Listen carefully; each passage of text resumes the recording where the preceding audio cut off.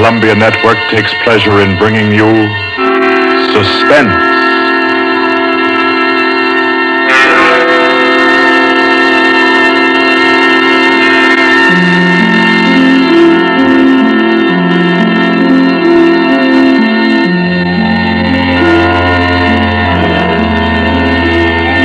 Suspense, Columbia's play theater of outstanding thrillers, produced and directed by William Spear and scored by Bernard Herrmann.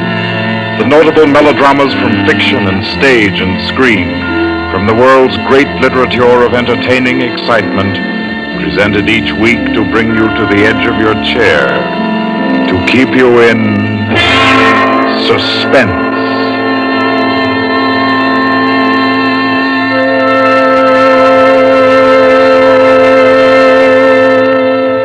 Tonight's adventure in suspense is from the pen of Dorothy Sayers. She called it The Cave of Ali Baba. Like the tale told by Scheherazade, a distinguished ancestress in the storytelling art, Miss Sayers' thriller deals with 40 thieves and with 2 magic words. For your uneasy listening, then, Suspense presents The Cave of Ali Baba.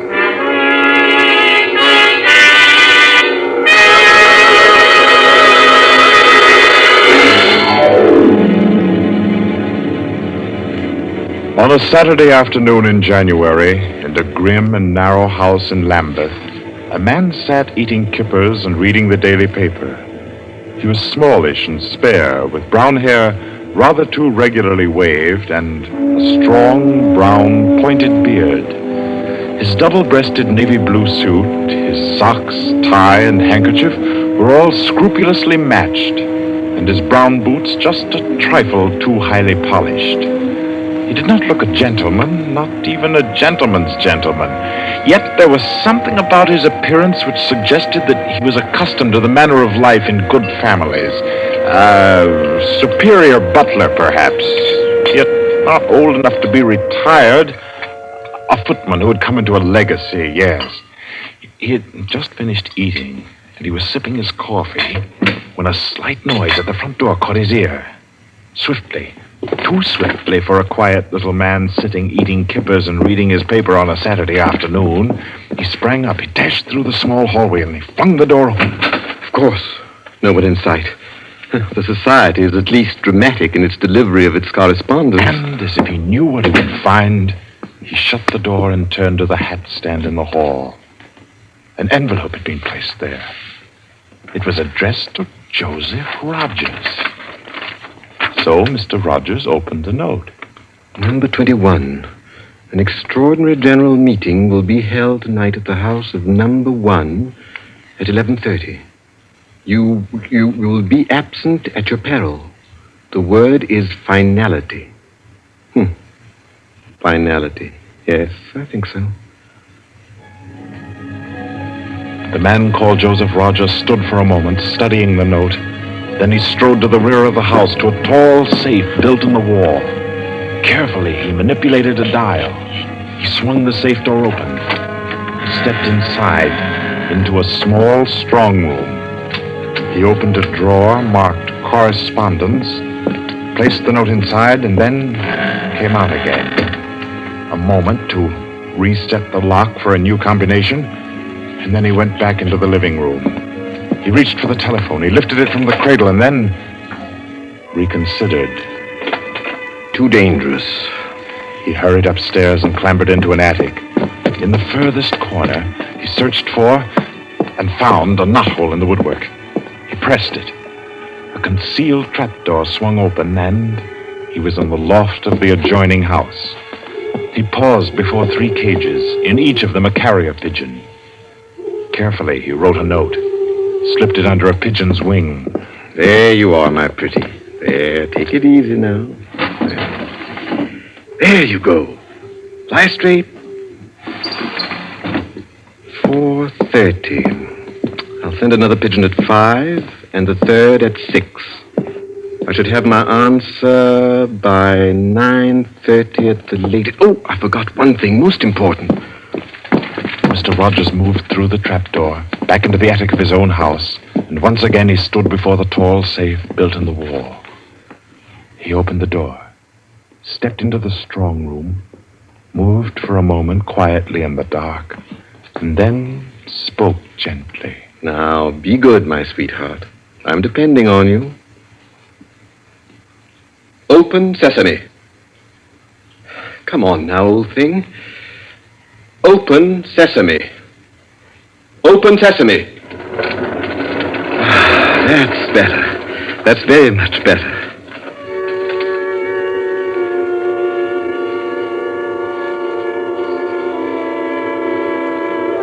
By 9:30, his answer was back. All the little piece of paper said was a hasty okay. At a quarter before 11, he took his revolver from a locked drawer, inspected it carefully. Yes, loaded it with cartridges from an unbroken packet, and left the house. He walked quickly, keeping well away from the wall. And when he climbed on a bus, he sat next to the conductor, where he could watch all who got on and off. By 25 minutes after 11, he was out on lonely Hampstead Heath, pausing in the shadow of a large tree to adjust a black velvet mask on which, in white thread, was stitched the number 21. Then he stepped briskly to the door of the villa that lay before him and...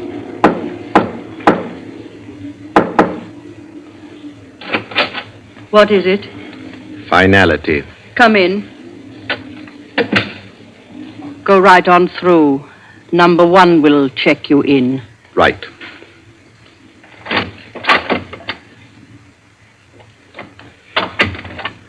"21, sir." Lift your mask. Very well, 21. You may go on to the meeting room. Thank you, sir.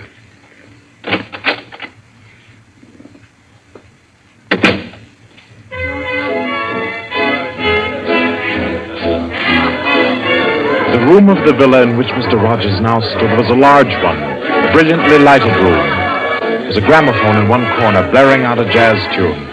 To its rhythm, couples, masked men and women, were dancing. Some were in evening dress, some in tweeds and jumpers. In another corner of the room was the bar. Mr. Rogers went up to it and asked the masked man in charge for a double whiskey. He consumed it slowly, leaning on the bar. The room filled. Presently, someone moved across to the gramophone and stopped it. Mr. Rogers looked around. Number 1, the massive gentleman in evening dress who had checked him in, appeared on the threshold. A tall woman in black stood beside him. Her mask, embroidered with a white number 2, covered her hair and her face completely. Only her fine bearing, her white arms, and her dark eyes, shining through the eye slits, proclaimed her as a woman of power, of physical attraction. The masked dancers were silent now as number 1 spoke. Ladies and gentlemen, we are short 2 members tonight. I need not inform you of the disastrous failure of our plan for obtaining the plans of the Court Windlesham Heliscoper. Our courageous and devoted friends, number 15 and number 38, were betrayed and taken by the police. Some of you might fear that under examination these 2 would break down and give away our society. There is no need for such a fear. I gave the usual orders, and their tongues have been silenced. Their defense will be discreetly compensated in the usual manner. I call upon number 12 and 34 to undertake this agreeable task. They will attend me at my office for their instructions after the meeting. Will the numbers I have named kindly signify by raising their hands that are able and willing to perform this duty? Thank you. Ladies and gentlemen, please take your partners for the next dance. The gramophone struck up again. Mr. Rogers turned to a girl near him in a red dress. She nodded, and they slipped into the movement of a foxtrot. The couples gyrated solemnly and in silence. Their shadows were flung against the blinds as they turned and stepped to and fro. The girl in red spoke to Mr. Rogers. What's happened? I'm frightened, aren't you? feel as if something awful was about to happen. It does take one a bit short. Number one's way of doing things. But it's safer like that. Oh, those poor men. No talking, please. You know the rules. Sorry. In silence, the dance continued. And then it came to an end. And then when it had finished, the dancers came again to where number one sat and waited with tense eagerness for him to speak. Ladies and gentlemen, you may wonder why this extraordinary meeting has been called. The reason is a serious one. The failure of our recent attempt was no accident. The police were not on the premises that night by accident. We have a traitor amongst us. This last failure was not the first. You'll remember the unfortunate way in which the affair of the Dinglewood pearls turned out. And there were others.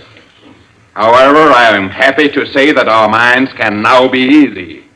All these troubles have been traced to their origin. The offender has been discovered and will be removed. The misguided member who introduced the traitor to our ranks will be placed in a position where his lack of caution will have no further ill effects. There's no cause for alarm. Ladies and gentlemen, please take your partners for the next dance.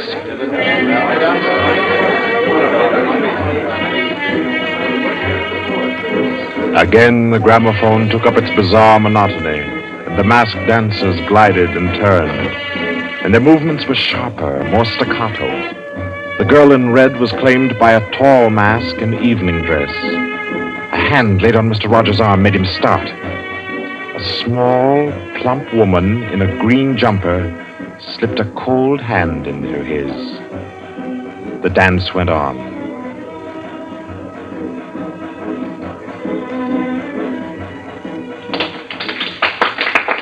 When it stopped, everyone stood detached, stiffened in expectation. The endless interval was over. Number one raised his voice. Ladies and gentlemen, you will no doubt wish to be relieved of the questions on your mind. I will name the persons involved. Number 37. No! Silence! Never! I swear I never! Silence! You have failed in discretion. You will be dealt with. If you have anything to say in defense of your folly, I'll hear it later. Sit down. Number 37 sank down upon a chair. He pushed his handkerchief under the mask to wipe his face. Two tall men closed in upon him. The rest fell back. Ladies and gentlemen, I will now name the traitor. Stand forward. Number 21. Take off your mask. Number 37. This man was introduced to our society by you under the name of Joseph Rogers, formerly second footman in the service of the Duke of Denver, dismissed for petty thievery. Did you take steps to verify the statement? I did as God's my witness. It was all straight. I had him identified by two of the servants. I asked all over about him. The story was true. I'll swear it was. Number 21. Your name has been given as Joseph Rogers. Is that your real name? Answer me. Is that your real name? No. What is your name? Peter Death Braddon Whimsy. Silence! My compliments, your lordship. We thought Lord Whimsy was dead. He was killed, so the paper said 2 winters ago, while shooting big game in Africa. He even left a will, proved of £500,000. To his mother, I believe, the Dowager Duchess of Denver. Lord Peter Whimsy, indeed. Well-known book collector, man about town, distinguished criminologist. Took an active part in the solution of several famous mysteries. Taking an active part, if you don't mind. So you deliberately led us to think you were dead and became Joseph Rogers to gain entrance to our society. What has become of the real Joseph Rogers? He died abroad. I took his place. And the end of your impersonation to uncover our society. Precisely. I see. The robbery of your own fete, upon which we congratulated ourselves, and which you helped to execute, was arranged. Obviously. The robbery of the Duchess, your mother, was arranged by you. It was. It was a very ugly tiara. No real loss to anybody with decent taste. The burglary of the Winthrop mansion, the theft of the necklace at Covent Garden, the others as well. You arranged them all. All. May I smoke, by the way? You may not. Numbers 15, 22, 39. You have watched the prisoner. Has he made any attempt to communicate with anybody? None. His letters and parcels have been opened. His telephone tapped and his movements followed. Even the water pipes in his house have been under observation for Morse code signals. You're certain? Absolutely. Then we may be sure that he has been alone in this adventure. Well, ladies and gentlemen, please take your... Very well. Take the prisoner away. And be sure you explain carefully to him first the manner of his death. I'm sure he'll enjoy it. Wait, at least you can let me die decently. Take him away. Stop, I have something to say, something to sell. We make no bargains with traitors. No, but listen. Do you think I haven't thought of this? I'm not a fool. I've left a letter. To whom? To the police. If I don't return tomorrow, it'll be opened. It's a bluff. The prisoner sent no letter. He's been strictly watched for months. I left the letter before I came to Lambeth. Then it can't contain no information of any value. Oh, but it does. The combination of my safe. Indeed? Has this man's safe been searched? Yes. What did it contain? No information of importance, sir. An outline of our organization, the name of the house, nothing that can't be altered and covered before morning. And did you investigate the inner compartment of the safe? You hear what he says, did you? He's trying to bluff. There is no inner compartment. I hate to contradict you, but I'm really afraid you must have overlooked it. And what did you say was in the compartment, if it does exist? The names of every member of this society with their addresses, photographs, and fingerprints. How did you say you contrived to get this information? By doing a little detective work on my own. But you've been watched. True, the fingerprints of my watches adorn the first page of the collection. That statement can be proved? Certainly. The name of number 40, for example... Stop! If you mention names here, you will certainly have no hope of mercy. Bring the prisoner to my office. Ladies and gentlemen, take your partners for the next dance. Well,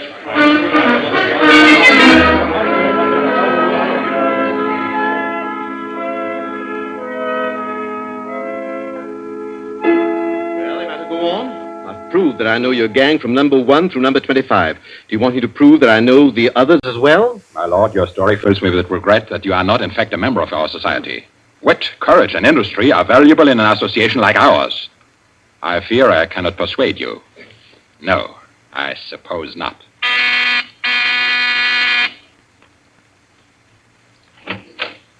Yes?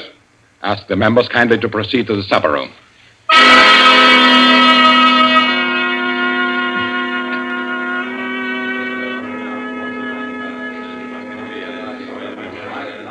Ladies and gentlemen, I'll not conceal from you the seriousness of the situation. The prisoner has recited to me 25 names and addresses which were thought to be unknown except to their owners and to me. There has been great carelessness. Fingerprints have been obtained. He showed me some photographs of them. He tells me that the book of names and addresses is to be found in the inner compartment of his safe, together with certain letters and papers stolen from the houses of members, and several objects with fingerprints. I believe he tells the truth. He offers the combination of the safe in exchange for a quick death. I think his offer should be accepted. What is your opinion, ladies and gentlemen? The combination is known already. Fool!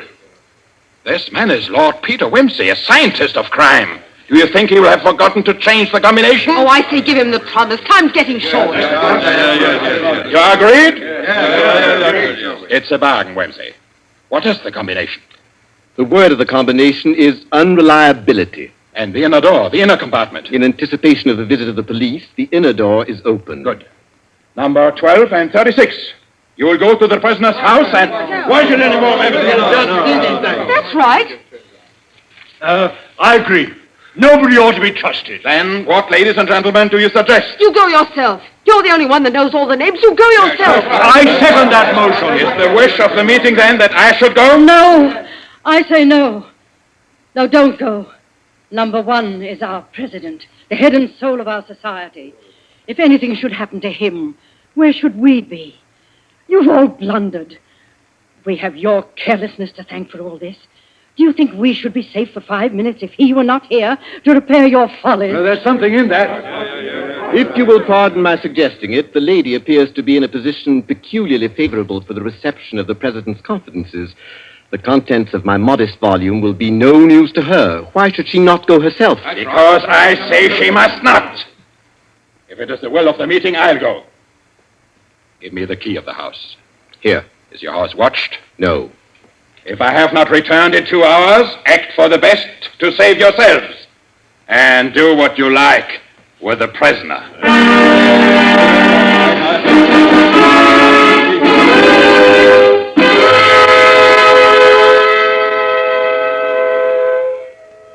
president has been gone 2 hours. Traitor! What's happened to him? How should I know? Perhaps he's looked after himself and gone while the going was good. Liar! Oh. He'd never do that. What have you done with him? Speak, or I'll make you speak. I can only form a guess, madam. I'm afraid that your president may quite inadvertently have left the door of the inner compartment closed behind him, in which case... Yes. Well, let me explain the mechanism of my safe.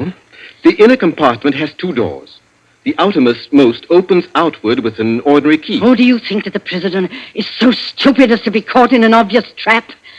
Undoubtedly, he will have wedged open that inner door. Undoubtedly, madam. But the sole purpose of that inner door is to appear to be the only one.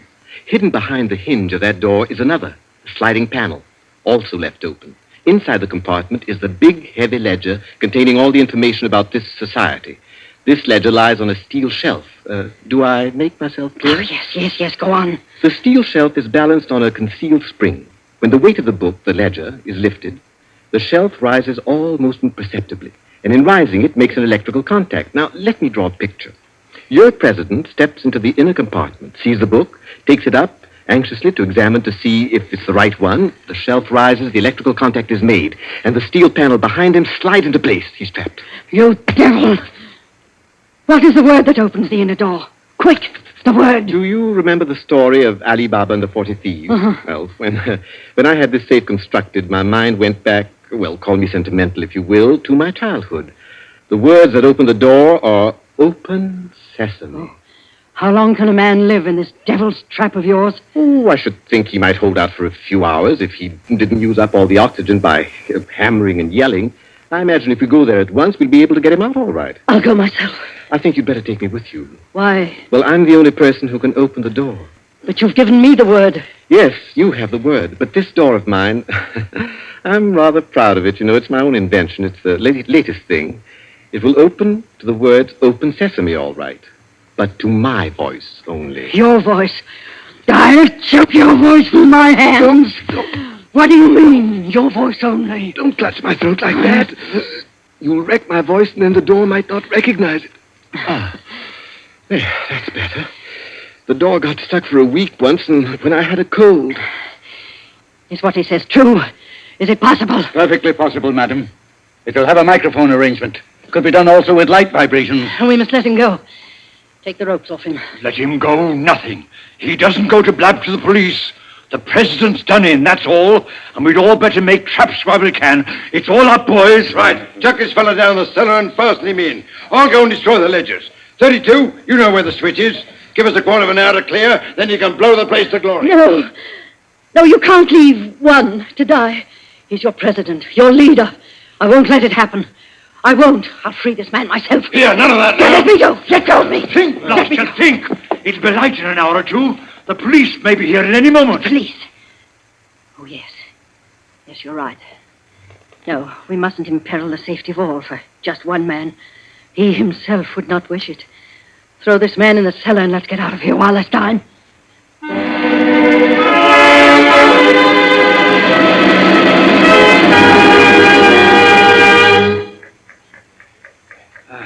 Here. This is good enough. Leave him here. Right. Let's go. Hey, you chaps. Yeah? Should have gagged him. I say, it's lonesome down here in this cellar. You might at least leave the light on. Don't worry about the dark. They're taking you here as the time fuse for the bomb that's going to blow out this place. It's all set. You won't have long to wait. Not long.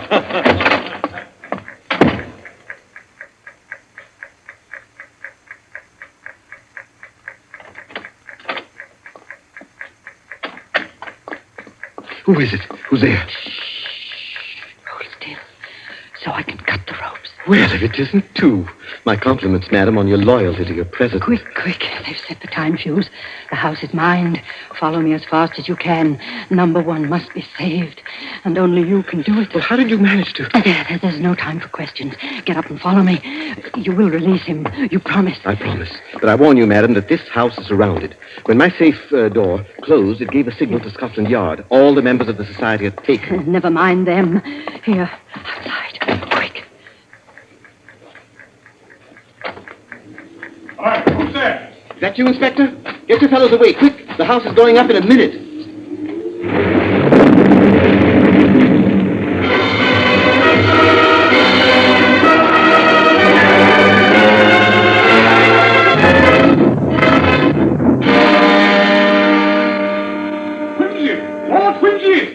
It's Inspector Parker, old man. Are you all right? I'm a bit winded. What's happened, Inspector? Well, about half a dozen of them got blown up. The rest we bagged. Hurry, we must hurry. Who's this? One of the gang. She's called number 2. We must save him, we must. Golly, I clean forgot the gentleman in the safe.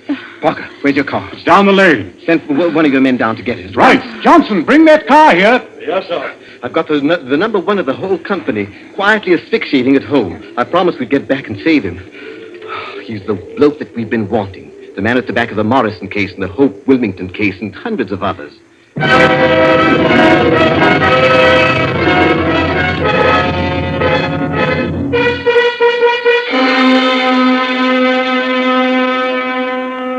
this it? Quite a contraption. Yes, I only hope he hasn't upset the adjustment by thumping at it. Hurry, oh, please, hurry. I hope you haven't hurt my voice. You sound all right. I can only be conversational. Come on, old thing. Show us your paces. Open sesame. Open sesame, confound you. Open sesame. Open sesame.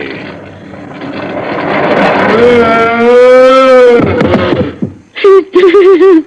Let me see. No, he's not. He lived to stand his trial.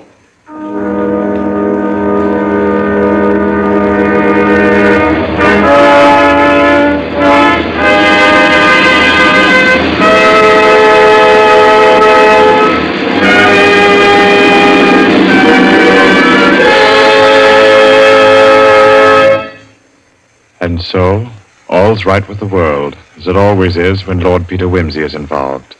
The Cave of Ali Baba by Dorothy Sayers was the story which gave us tonight's Suspense. Suspense is produced by William Spear. Our guest director for this evening was Robert Louis Sheehan. Tonight's radio drama was written by Peter Lyon and scored by Bernard Herrmann. Romney Brent was Peter Wimsey, William Moulton played number 1, and Ira Gerald, the lady in the case. Others in the cast were Kathleen Cordell, Victor Beecroft, Roland Bottomley, J.W. Austin, William Podmore, Ian Martin, and William Moulton. Next Wednesday, Suspense will not be heard because of a special all-star Hollywood broadcast which Paramount Pictures will present.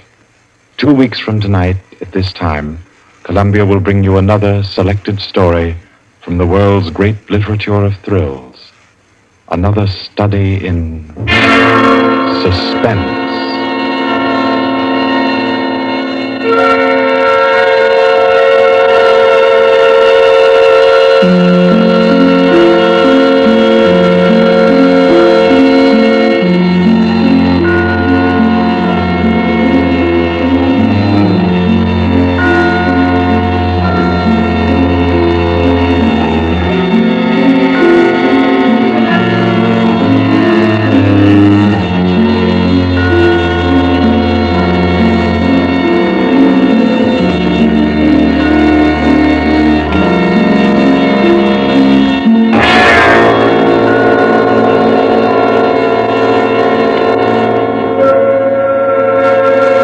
This is Barry Kroger, and this is the Columbia Broadcasting System.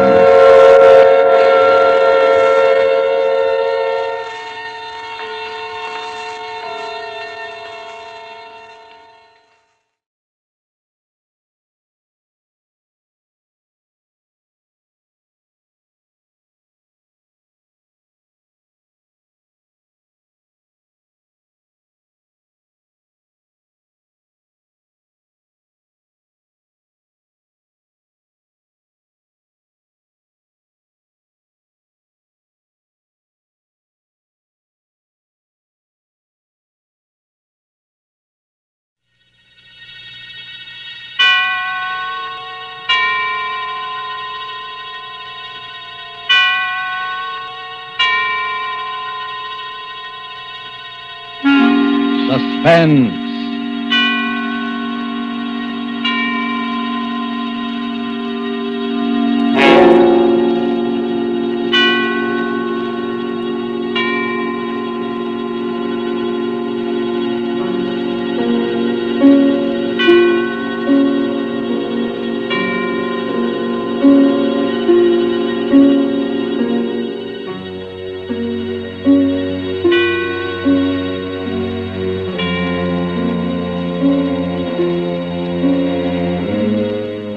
is the Man in Black, here again to introduce Columbia's program, Suspense.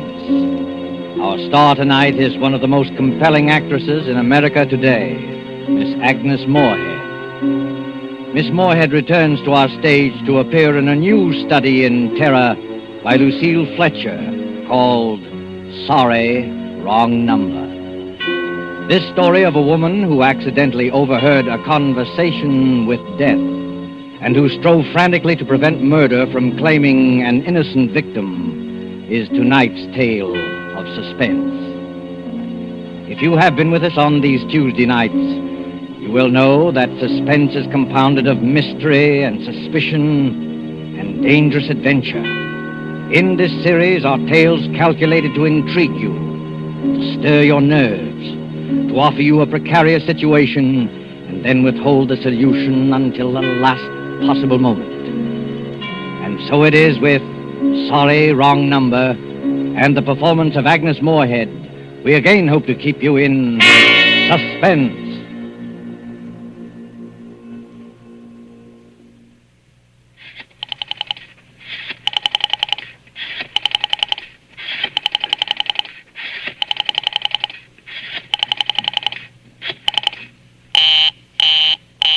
Oh, dear.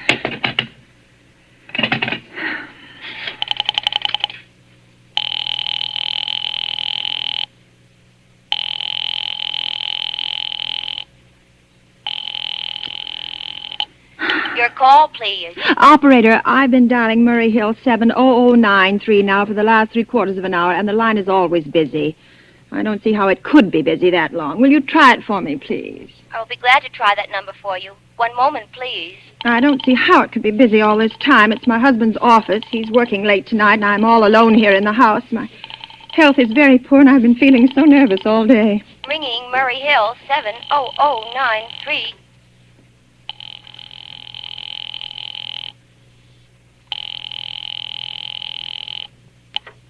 Hello? Hello? Hello? Is Mr. Stevenson there? Hello? Hello? Oh, hello, George. Yes, sir. This is George speaking. Hello? Who's this? What number am I calling, please? I'm here with our client now. He says the coast is clear for tonight. Yes, sir. Where are you now? In a phone booth. Now, don't worry. Everything's okay. Very well. Now, you know the address. At 11 o'clock, the private patrolman goes around to the bar on 2nd Avenue for a beer.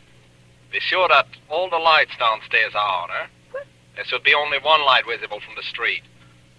At 11:15, a train crosses the bridge.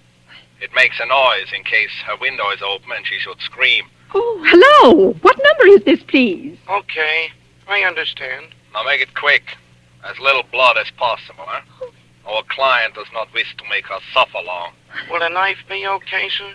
Yeah, a knife will be okay. And do you remember the other detail? Yeah, I know. Remove the rings and bracelets and the jewelry in the bureau drawer. That's right. Our client wishes it to look like simple robbery. Now, don't worry. Everything is going to be okay. All right, then. Be sure that... Oh, how awful. How unspeakably awful. Oh.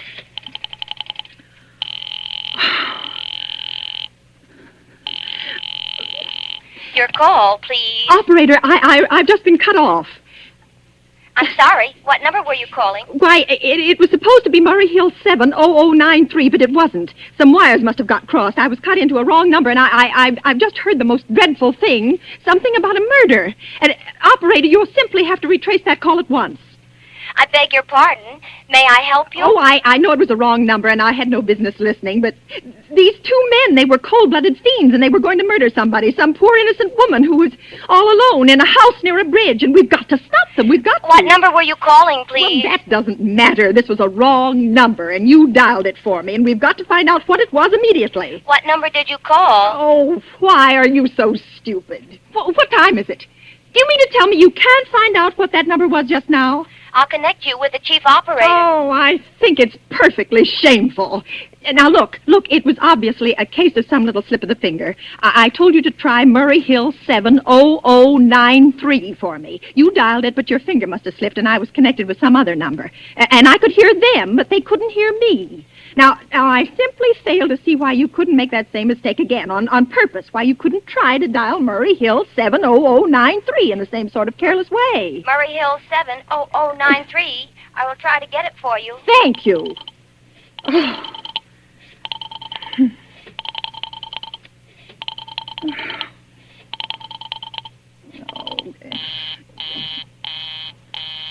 I'm sorry, Murray Hill 70093 is busy. I will call you in 20... Operator! Operator, will you answer me? Your call, please. Well, you didn't try to get that wrong number at all. I asked you explicitly, and all you did was dial correctly. I'm sorry. What number are you calling? Oh, can't you for once forget what number I'm calling and do something for me?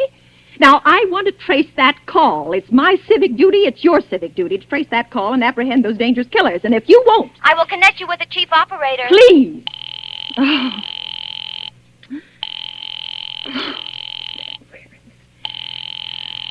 What's the answer?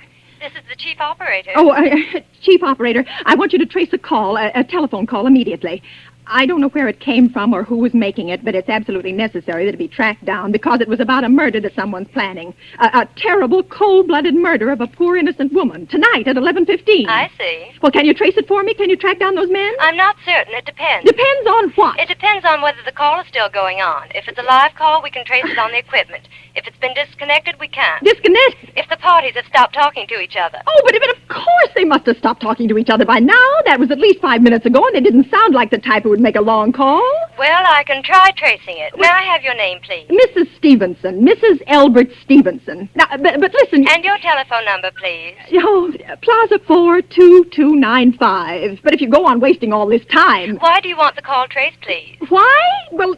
Oh, no reason. No reason. I mean, I merely felt very strongly that something ought to be done about it. These men sounded like killers. They're dangerous. They're going to murder this woman at 11:15 tonight, and I thought the police ought to know. Have you reported this to the police? Well, no, not yet. You want this call checked purely as a private individual? Yes, but meanwhile... I'm sorry, Mrs. Stevenson, but I'm afraid we couldn't make this check for you and trace the call just in your say-so as a private individual. Well, We'd have to do something more official. Oh, for heaven's sake. You mean to tell me I can't report that there's going to be a murder without getting tied up in all this red tape? Why, it's perfectly idiotic. Well, all right. I'll call the police. Thank you. I'm sure that would be the best way to... Oh, it's ridiculous. It's perfectly ridiculous. All this red tape. Oh.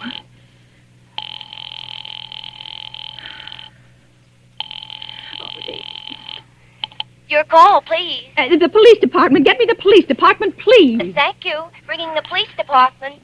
Okay.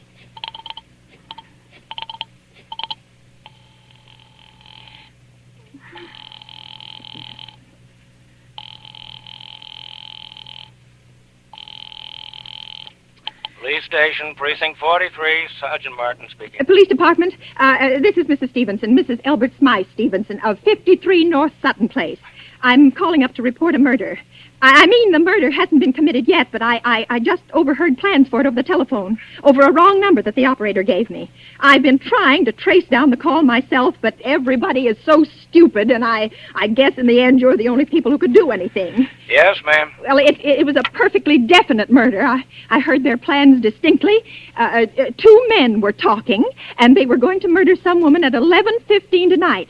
She lived in a house near a bridge. Are you listening to me? Yes, ma'am. And there was a private patrolman on the street. He was going to go around for a beer on 2nd Avenue, and there was some third man, a client, who was paying to have this poor woman murdered. They were going to take her rings and bracelets and use a knife. Well, it's unnerved me dreadfully, and I'm not well. I see. When was all this, ma'am? Well, about 8 minutes ago. Oh, then you can do something. You do understand. What is your name, ma'am?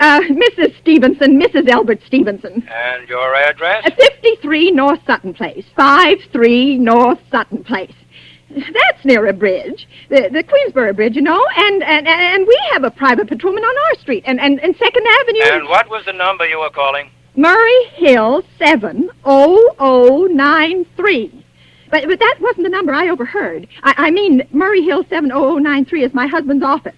He's working late tonight, and I was trying to reach him to ask him to come home. I'm an invalid, you know, and it's the maid's night off, and I hate to be alone, even though he says I'm perfectly safe as long as I have the telephone right beside my bed. Well, we'll look into it, Mrs. Stevenson. And we'll see if we can check it with the telephone company. But the telephone company said they couldn't check the call if the parties had stopped talking. I've already taken care of that. Oh, you have? Yes, and personally, I feel you ought to do something far more immediate and drastic than just check the call. What good does checking the call do if they stop talking? By the time you track it down, they'll already have committed the murder. Well, we'll take care of it, don't you worry. Well, I'd say the whole thing calls for a search, a complete and thorough search of the whole city. Now, I'm very near the bridge, and I'm not far from 2nd Avenue, and I know I'd feel a lot better if you sent around a radio car to this neighborhood at once. And what makes you think the murder's going to be committed in your neighborhood, Oh, ma'am? well, I don't know. Only the coincidence is so horrible. 2nd Avenue and patrolman and the bridge. 2nd Avenue is a very long street, ma'am. I know it. And you know how many bridges there are in the city of New York alone. Oh. Not to mention Brooklyn and Staten Island, Queens, and the Bronx. I know. How do you know there isn't some little house out on Staten Island, on some little 2nd Avenue you've never even heard about? Oh. How do you know they're even talking about New York at all? But I heard the call in the New York dialing system. Maybe it was a long-distance call you overheard. Telephones are funny things. Look, lady, why don't you look at it this way? Supposing you hadn't broken in on that telephone call. Supposing you'd got your husband the way you always do. You wouldn't be upset, would you? No, I suppose not, only it sounded so inhuman, so cold-blooded. Well, a lot of murders are plotted in this city every day, ma'am. Well, we manage to prevent most all of them, but a clue of this kind is so vague. Isn't much more use to us than no clue at all. But surely you... Unless, of course, you have some reason for thinking this call was phony, and that somebody may be planning to murder you. Me? Oh, well, no, I hardly think so. Well, I mean, why should anybody? I'm alone all day and night. I see nobody except my maid, Eloise, and she's a big girl. She weighs 200 pounds. She's too lazy to bring up my breakfast tray. And the only other person is my husband, Albert. He's crazy about me. He just adores me. He waits on me hand and foot. Has scarcely left my side since I took sick 12 years ago. Well, and there's nothing for you to worry about. Well, now, if you'll just leave the rest of this to us, we'll but take what care will you do? It's so late. It's nearly 11 now. We'll take care of it, lady. Well, will you broadcast it all over the city and send out squads and warn your radio cars to watch out, especially in suspicious neighborhoods like mine? Lady, I said we'd take care of it. Just now, I've got a couple of other matters here on my desk that require immediate attention. Good night, ma'am, and thank you. Oh, you idiot. Oh, now why did I hang up the phone like that? Now he'll think I am a fool. Oh, why doesn't Albert come home? Why doesn't he? Oh.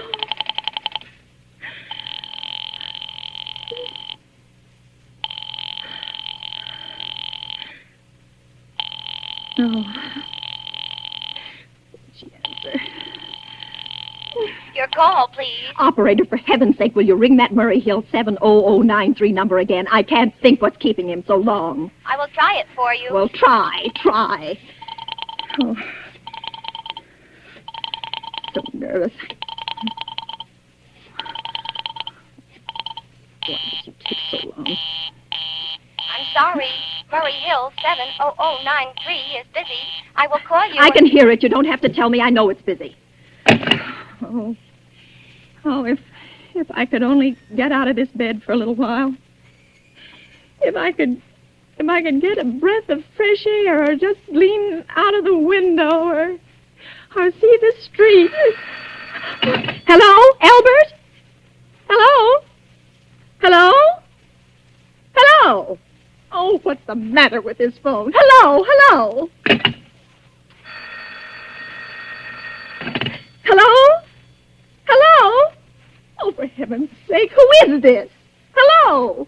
Hello? Hello? Oh, who's trying to... Oh.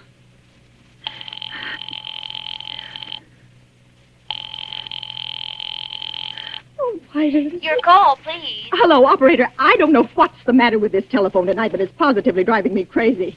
I've never seen such inefficient, miserable service. Now, look. I'm an invalid, and I'm very nervous, and I'm not supposed to be annoyed. But if this keeps on much longer... What seems to be the trouble, please? Well, everything's wrong. I haven't had one bit of satisfaction out of one call I've made this evening. The whole world could be murdered for all you people care. And now my phone keeps ringing and ringing and ringing and ringing and ringing every 5 seconds or so. And when I pick it up, there's no one there. I'm sorry. If you will hang up, I will test it for you. I don't want you to test it for me. I want you to put that call through, whatever it is, at once. I'm afraid I cannot do that. You can't, and why? Why, may I ask?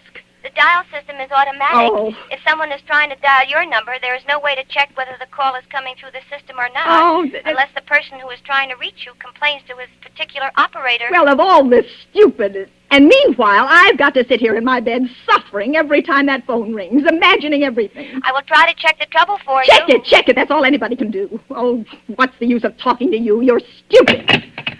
I'll fix her. Of all the impudence. Oh, how dare she speak to me like that? How dare she speak to me like that?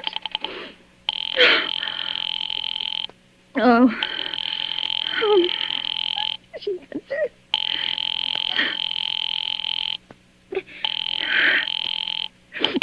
Your call, please. Young woman, I don't know your name, but there are ways of finding you out. And I'm going to report you to your superiors for the most unpardonable rudeness and insolence it has ever been my privilege. Give me the business office at once. You may dial that number direct. Dial it direct? I'll do no such thing. I don't even know the number. The number is in the directory, or you may secure it by dialing information. Now listen here, you... Oh, what's the use? Oh, dear. Oh, for heaven's sake, I'm going out of my mind. Hello? Hello? Stop ringing me, do you hear? Answer me. Who is this?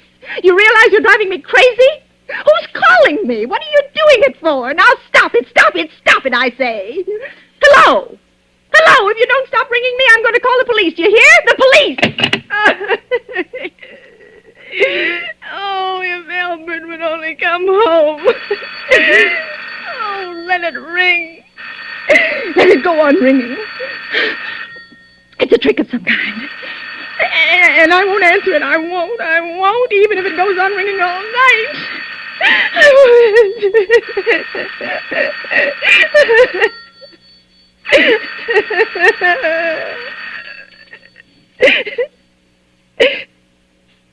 Now, what's the matter? Why did they stop ringing all of a sudden? What time is it? Oh, where did I put that clock? 5 to 11. Oh, they've decided something. They're sure I'm home. They heard my voice answer them just now. That's why they've been ringing me. Why no one has answered me? Call that operator again. Oh, where is she? Why doesn't she answer?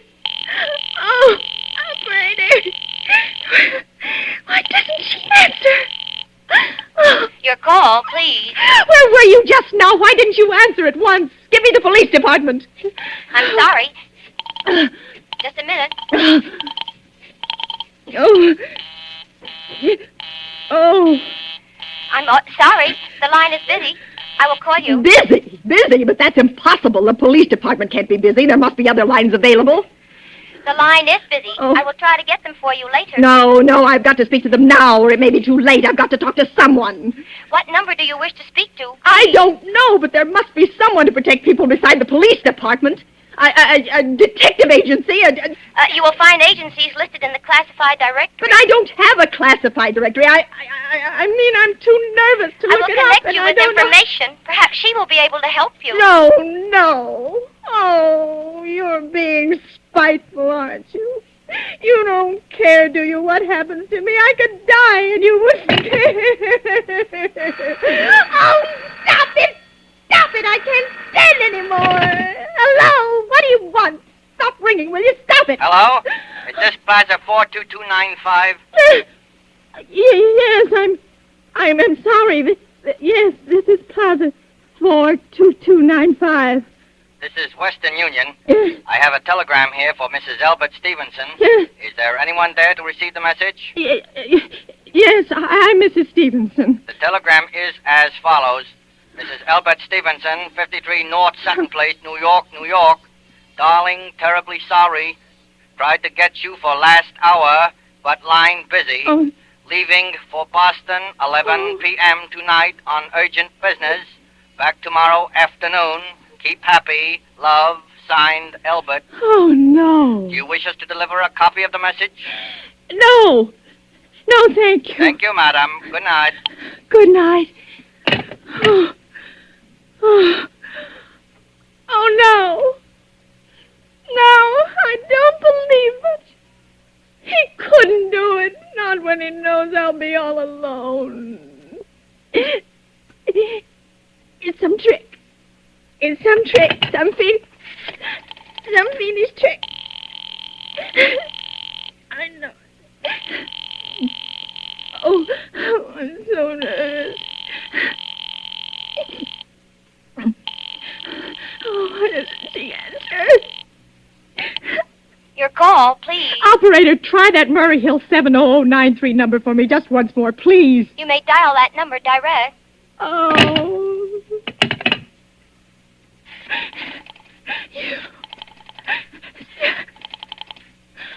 Oh.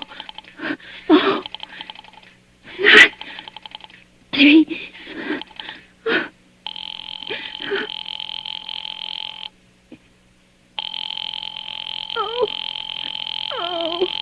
Oh, he's gone. Oh, Albert, how could you? How could you? Oh, I can't be alone tonight. I can't. If I'm alone one more second, I'll go mad. I don't care what he says or what the expense is. I'm a sick woman. I'm entitled.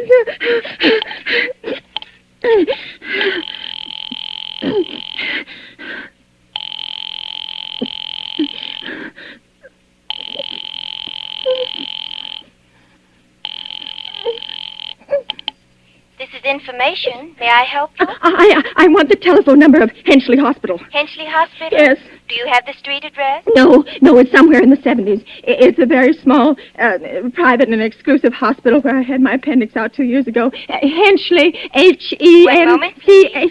Will you please hurry and please, what is the time? You may find out the time by dialing Meridian 71212. Oh, for heaven's sake, I've no time to be dialing. The number of Henchley Hospital is Butterfield 70105. Butterfield 70105. 7. Oh. 1. Oh. 5.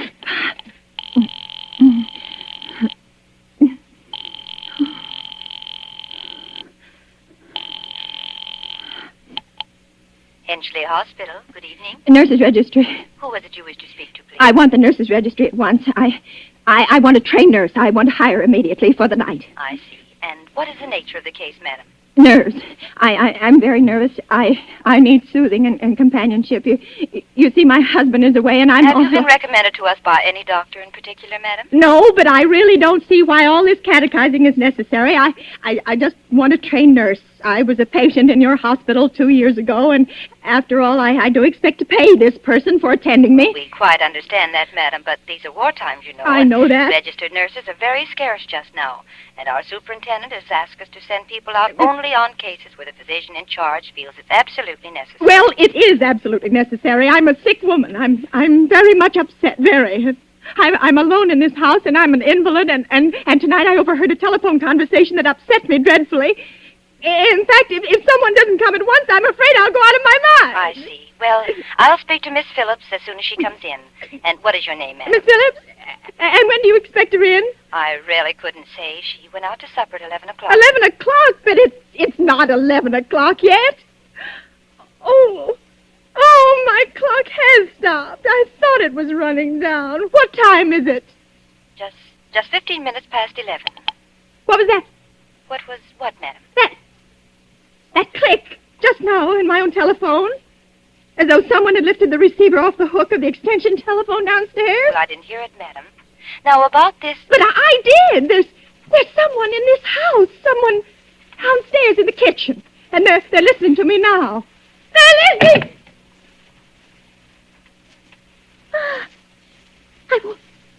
I won't pick it up. I won't won't let them hear me. I won't let them hear me. I'll be quiet. I'll be so quiet. And they'll think, oh, but if I don't call someone now, while they're still down there, maybe there'll be no time. Oh, I've got to. Oh, somebody's got to help me. Your call, please. Operator, I'm in desperate trouble. I'm sorry, I cannot hear you. Please speak louder. I don't dare. There's someone listening. Can you hear me now? I'm sorry. Oh, but you've got to hear me. Oh, please, you've got to help me.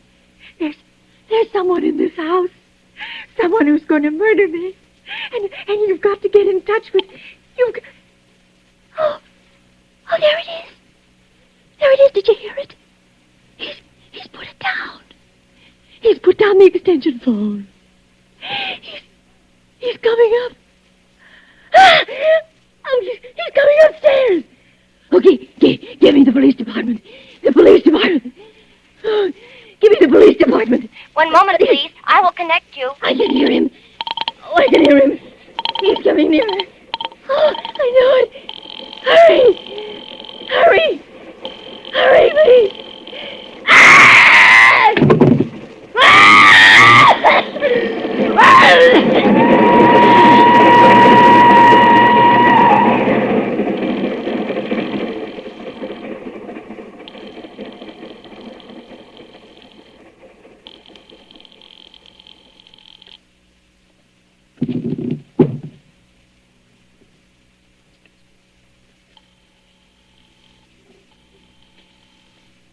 Oh, police department.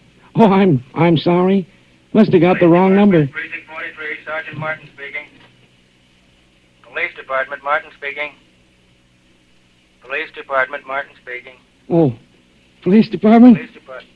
I'm sorry. Must have got the wrong number. Don't worry. Everything's okay.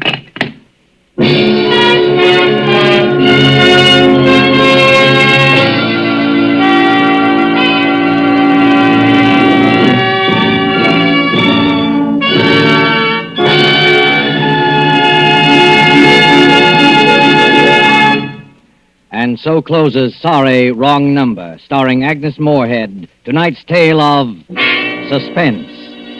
This is your narrator, the Man in Black, who conveys to you Columbia's invitation to spend this half hour in suspense with us again next Tuesday, when Mr. Donald Crisp and Mr. John Loder will star in the suspense play called The Extra Guest.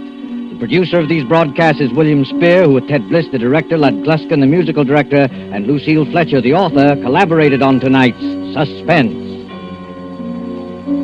This is the Columbia Broadcasting System.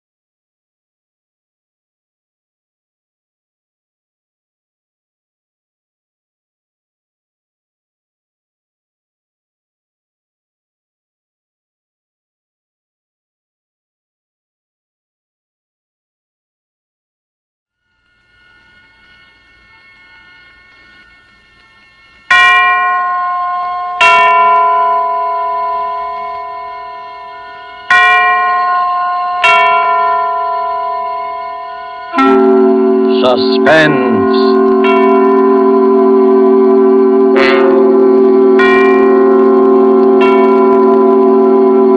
This is the Man in Black, here again to introduce Columbia's program, Suspense.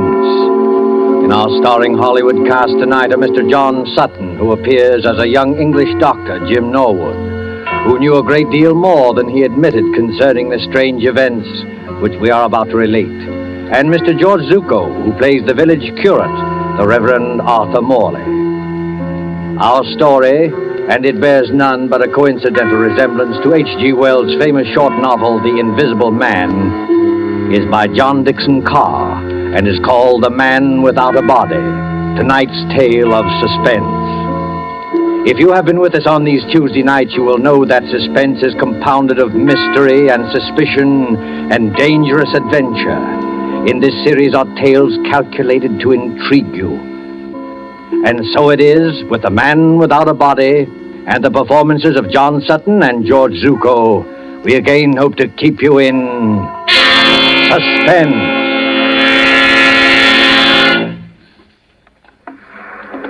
A lonely beach of low white sand hills edged by the surf of the North Sea.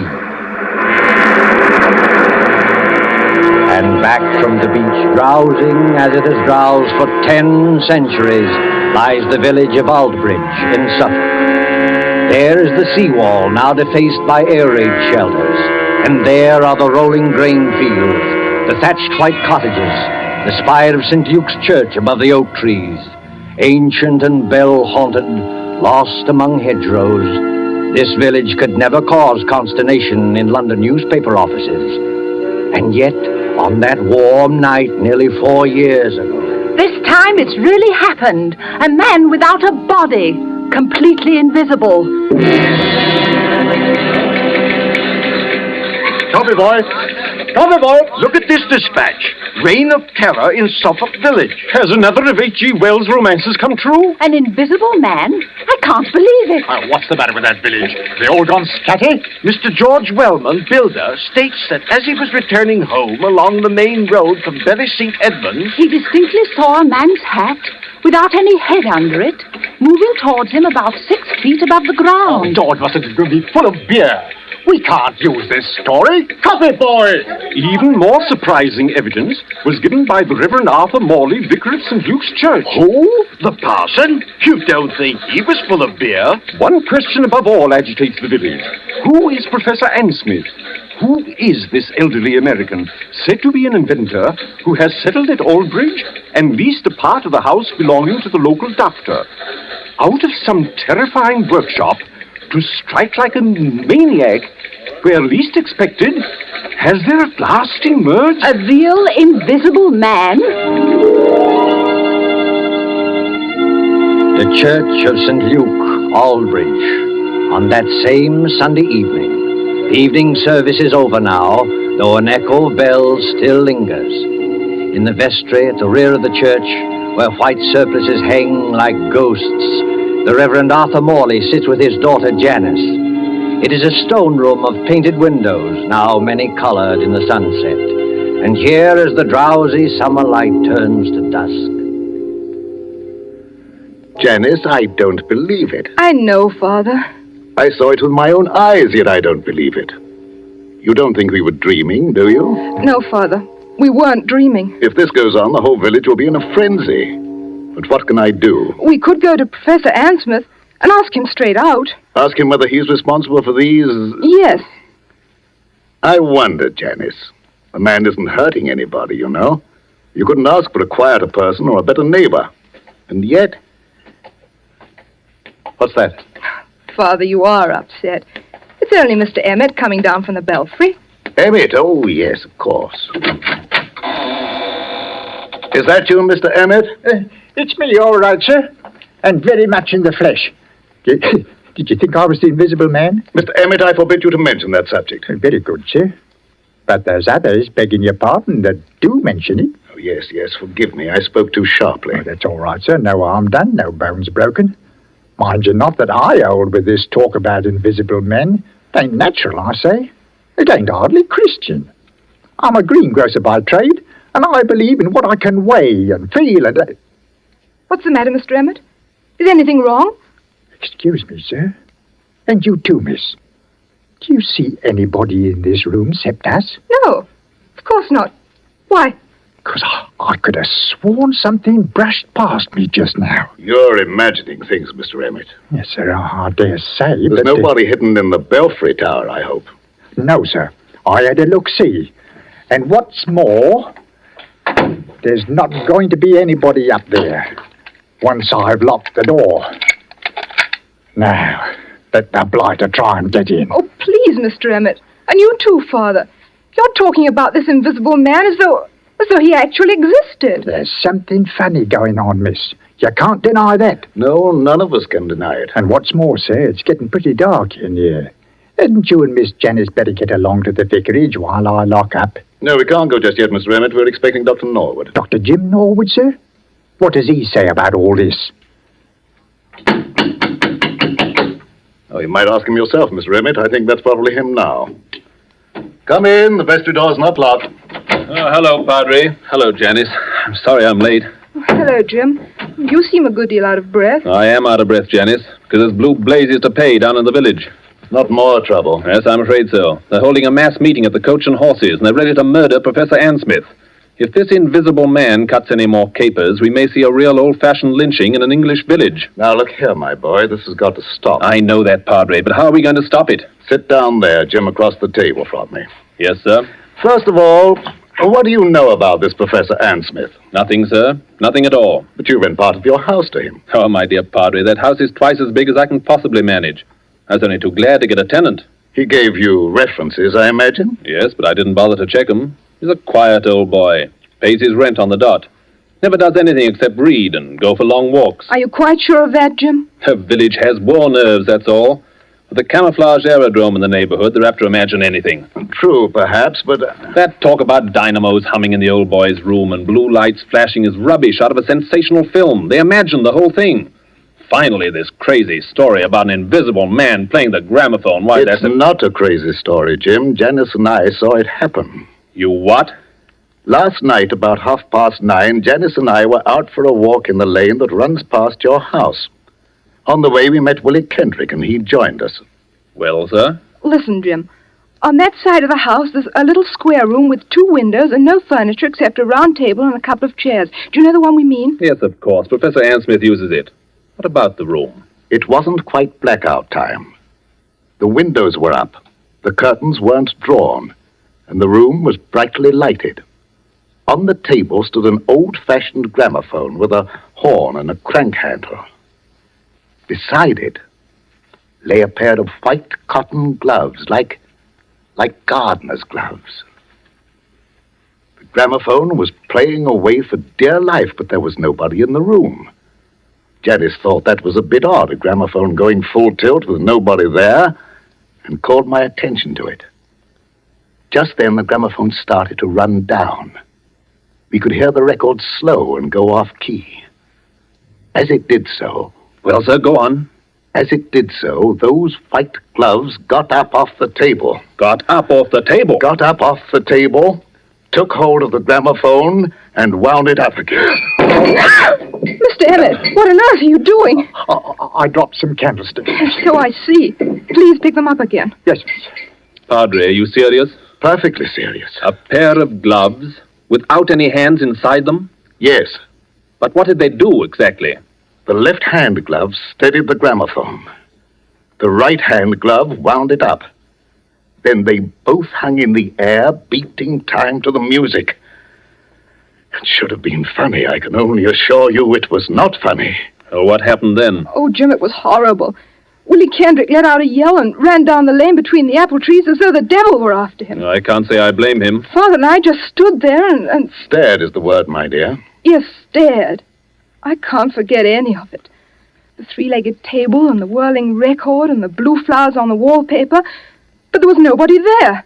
We could see past the table and under the table and all over the room. And there was nobody there. Except the man without any body. Confound the man without any body. Father, suppose it is true. As a clergyman, my dear, I prefer to remain agnostic. This thing is a trick. Yes, but how's it done and why? That's the whole point, Jim. What worries me is the effect on our people here. We call ourselves intelligent, and yet, look at us. Even Mr. Emmett there. Hey, what's that about me, sir? A few minutes ago, you thought something brushed past you when you were coming down the stairs from the bell tower. Now, didn't you? Well, yes, sir. You see what I mean, Jim? But I didn't really think so, sir. Not really. It was imagination, just like the doctor said. Because I searched that tower. I locked the door afterwards. Exactly. But the mere force of suggestion, nothing more, might lead you to believe. That's not suggestion, Father. Sir, I'll stake my Bible oath there's nobody in that belfry. Bells can't ring by themselves, old man. There's somebody pulling the rope up there, and we're going to find out who it is. Now, one moment, all of you. What's wrong, Padre? You're as white as a ghost. This blasphemous mockery, it seems, extends even to the church. Very well. You will stay with Janice, my boy. Emmett and I will collar this invisible man. Why can't I go, too? I don't believe in this, but I should prefer to have someone with Janice. You're not afraid, Mr. Emmett? If it's alive, sir, I'm not afraid of it. And if it's dead, well, you're not afraid of it. The tower door's open, sir. I'm ready. Don't do it, Father. Don't go. You can't help them, Janice. Sit down here. Take it easy. Jim Norwood, what's wrong with you? Wrong with me? You've got an odd look, too. And the light's fading. And the surplices look like ghosts. And in another minute, that bell would drive me mad. Suppose he has got in. Who? The invisible man. Oh, don't talk rot.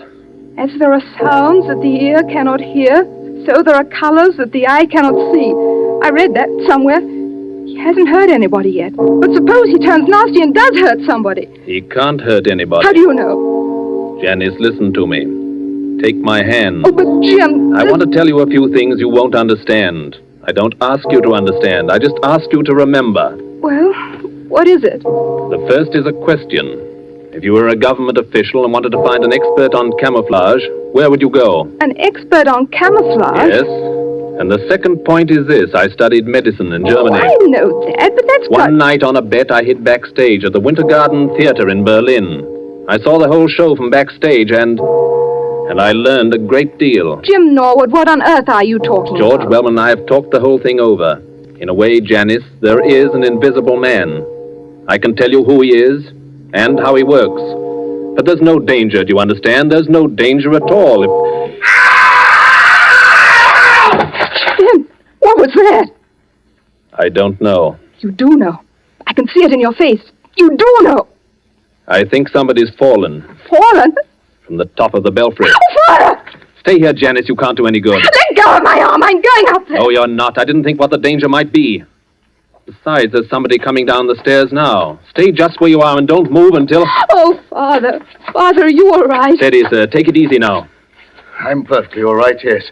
But you'd better go into the churchyard and see to Emmett. He fell? No, Janice, he did not fall. He was thrown. Oh. Thrown? By whom? There's no time to argue now. You're a doctor. Go out and see to him. Well, is he in... I don't know. Go. Yes, sir. For I will work a deed in your days which ye will not believe, though it be told you. Janice, this is incredible. Why? You heard the bell ring. I saw it ring. Without anybody there?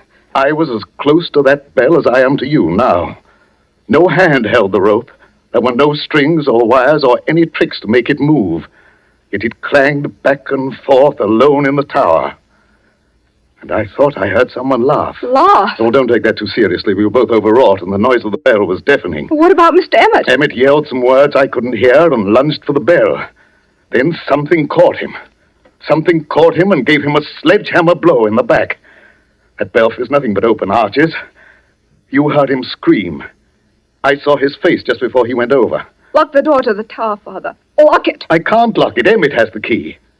But why should I lock it? Because he's still in there. He? He hadn't done any harm before, but he's done harm now. There's no telling what might happen if he gets loose. You mean? I mean Professor Ann Smith's protege, whoever he is. The man without a body.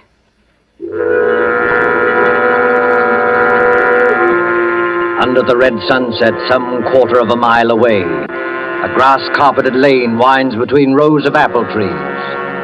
The lane is dusky, though lights shine into it from the windows of a large stone house, Dr. Norwood's house beyond the apple trees. Up and down, a shadowy figure is pacing, an elderly figure, a dejected figure, tall and frail as a shadow among shadows, muttering to itself, shaking its head, now and then raising one fist in bewilderment or anguish. Sometimes the light gleams on large spectacles and a kindly mouth. Up and down, endlessly up and down strides Professor Ann Smith. I'm not guilty. I'm not guilty. How can I convince them that I'm not guilty? Who's there? I saw you dodge behind that tree. Stand out, sir. Did you call me, Professor Ansmith? Yes, I did call you. Who are you? You probably won't recognize me, Professor Ansmith. Nevertheless, my friend, may I ask what your name is? My name is Wellman, Professor George Wellman. Wellman. I've heard that name. Maybe you have. I'm a builder by trade, and a great friend of Dr. Norwood's. Wait one moment. Aren't you the young man whose firm is putting up these air-raid shelters along the seawall and making such an unholy din with your riveting machines? That's me. And come to think of it, aren't you the one who first started this alarm about an invisible man? Yes, because I met him. You did not meet him, sir. This whole thesis is scientific nonsense, and I won't have it. You won't have what? I'm an old man, Mr. Wellman. I never did anybody the least harm. As God is my judge, I know nothing whatever about this... What's that? It looks like the vicar's car, Professor. You'd better stand back. This is a pretty narrow lane. Ansmith! Professor Ansmith! Yes, Mr. Morley, I hear you. Well, we thought you'd better drive over here straight away. I think you've met my daughter. And, of course, you know Dr. Norwood. Yes, but there's no time for any social formalities. Get into your house, Professor Ansmith. Get in quickly and close the shutters. But why should I do that? Because there's a mob coming, sir, and we can't stop them. Hurry, do hurry. A mob coming here? Why? Haven't you heard the news? I've heard nothing, my friend. The only person I've seen has been that young man there who chews a toothpick and hides behind the trees. George Wellman? What on earth are you doing here? Watching, Janice. Watching and waiting, just as usual. Listen to me, Professor Ansmith. Henry Emmett, the head verger at St. Luke's, was thrown from the belfry window not 20 minutes ago. Not by me, sir, I assure you. I had nothing to do with it. No, not by you, but apparently by the invisible man. Oh, Father in heaven, will this never stop? Not till we catch the fellow. No. Be quiet, Mr. Wellman, please. I'm sorry, Padre. I take it back. I myself can testify that no visible person laid hands on Emmett. He was struck as though with a gigantic fist. What's the matter, Professor Ansmith? Is anything wrong? No. I was just thinking. Is Emmett dead? Fortunately, no. I'm glad of that, my friend, for a certain person's sake. He's not even seriously hurt. The bell tower isn't high, and a tree broke the force of his fall. But he's badly shaken up, and that crowd at the Coach and Horses means trouble. If you hadn't anything to say to us, if you hadn't a word of explanation to utter... Listen, Padre, don't you hear anything? Yes, I thought I heard voices. Can't be that crowd from the village. We're too far ahead of them. It's a crowd, all right. And they've been here for hours. But where? I don't see anybody. Jim, look, behind the trees. Look behind the trees. Look beyond the hedgerows. Look for any place where a watcher can hide. And may I ask what they're doing here? They're watching you, Professor Ansmith. More of your spies, you mean? You can call them anything you please. But they're getting impatient and they want a showdown. If I as much as hold my hand up like this... Don't throw stones at the windows, you fools! You're only breaking the doctor's window! Gentlemen, I can't have any more of this. Be quiet, all of you, and listen to me. Well, sir, we're listening. I'm a peaceful man. I like to live in peace with my neighbors. I have nothing to do with this so-called reign of terror. But you don't believe that, do you? No. Then I must expose a fraud. Now, don't blame me if I expose the trickster, too. I have made preparations to show you the invisible man. The man without a body. Quiet, everybody! Mr. Morley, I believe you and your daughter walked through this lane last night while I was away at the Bury St. Edmunds. I don't know about your being away, sir. My daughter and I were certainly here, yes. Good. Miss Janice Morley. Yes, Professor Ansmith. Will you look toward your right, please, at the house? What do you see? It's the same room. What room? The room with the little round table and the gramophone. It's a three-legged table, you notice. Yes, of course. But there's nobody in the room. No, nobody at all. Are conditions exactly as they were last night? Yes, except There aren't any gloves on the table. No, but the invisible man is there. Oh. A living presence, ready to act and breathe and even kill. With your permission, I shall now address him. Hello in there. Hello in there. Hello in there. If anybody answers him, Father, I'm going to scream. Quiet, Janice, quiet. Father, look. The gloves are appearing on the table. I call out to him and I speak as follows. Hold the phonograph with your left glove. That's it. Turn the handle with your right. 1 turn, 2, 3, 4. That's enough. Touch the spring with your left hand. Push the record. Lower the needle with your right and...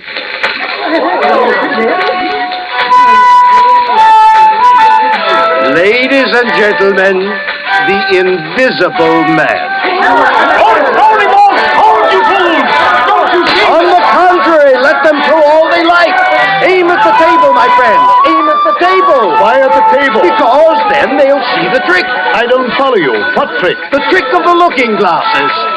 There. You see now, my friend? I think I do. The legs of the table form a triangle with its point toward you. Panels of looking glass are fitted in the 2 sides facing you. What do you know about that? You think you can see under the table, but what you actually see are the side walls of the room reflected in those 2 mirrors. Oh, wait a minute. You mean... I mean that my old servant, hidden behind the mirrors, has just been working the gloves to a panel in the tabletop. It's a very old trick, first shown by Colonel Stadair at the London Polytechnic. And that's what happened last night? Yes. And you had nothing to do with it? Nothing whatever, nor had my servant. Then who did do it and why? What is the explanation of all this? Well, I can't tell you why. That's what beats me. But I can tell you everything else. This invisible man who's been scaring us all silly? My dear young lady, there's no invisible man. There never has been. I might believe that, Professor Ansmith, if I hadn't seen a church bell ringing where there was no hand to ring it. And poor old Emmett flung out of the tower as though a giant hand had got hold of him. You're not saying that was done with the looking glasses? No, my friend, not at all. That was really clever. Strings? Wires? Ropes? No, they weren't necessary. But the thing's impossible. Oh, no. The same principle was used by my old friend J.N. Maskelyne to make mechanical figures work. Psycho played whist, and Zoe drew pictures. I myself, Go on, sir. You yourself. What are you going to say? The secret I was about to say remains unknown even today. You were right, in a way, when you tell us that Emmett acted as though a giant had got hold of him. A giant had got hold of him, at least a gigantic force. Oh, before we all go completely mad, would you mind telling us what this gigantic force was? Not at all. It was compressed air. Compressed air? But don't you see it even yet, any of you? No.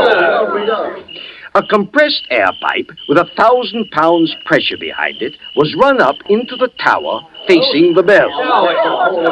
It could be operated from the ground outside. The pressure was turned on and off in bursts.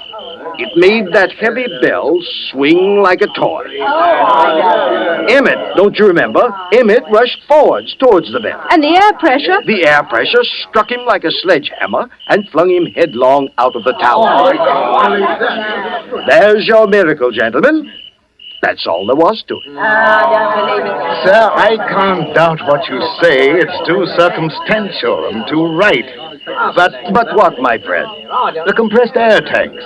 The mechanical apparatus to work this trick. Well, what about it? Where did it come from?